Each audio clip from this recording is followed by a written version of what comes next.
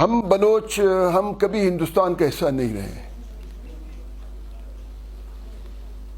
ہم ریاست کلات، ہم آزاد ہم ریاست رہے. خان میر احمد یار خان اور یعنی جب پاکستان بنا 1947 کے بعد، یعنی 1947 سے 1948 تک بالکل انڈیپینڈنٹ. اس کے بعد کیونکہ رشیا کے زارز جو تھے ان کا بھی عربین سی تک رسائی، ان کا بھی ایک خواب تھا. نہیں ان کا اسٹریٹجی تھا کہ وہ ادھر سے عربین سی تک پہنچے.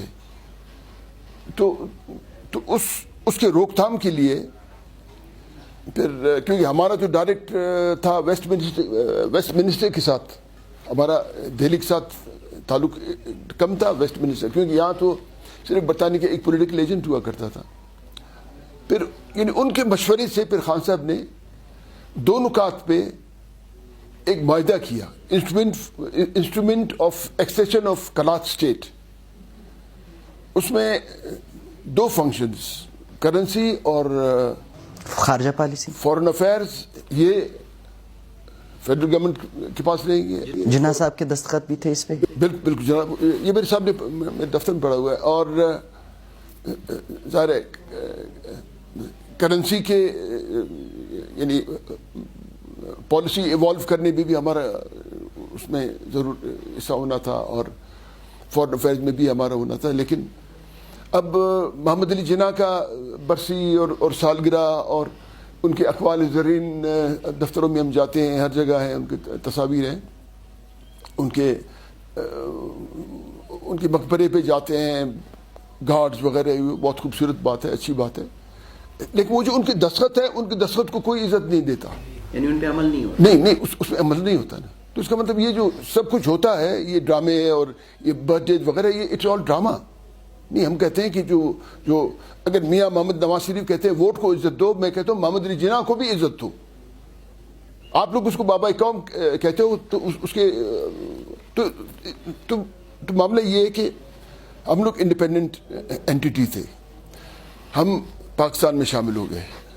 پشتون لوگ 1892 میں ڈیورنڈ لائن کا معاہدہ امیر امان اللہ خان کے وقت، لارڈ مارٹن ڈیورنڈ نے جو دستخط کیا امیر امان اللہ خان کے وقت، 100 سال کا وہ معاہدہ ختم ہو گیا. 1992 میں ختم ہوا، 100 سال کے بعد.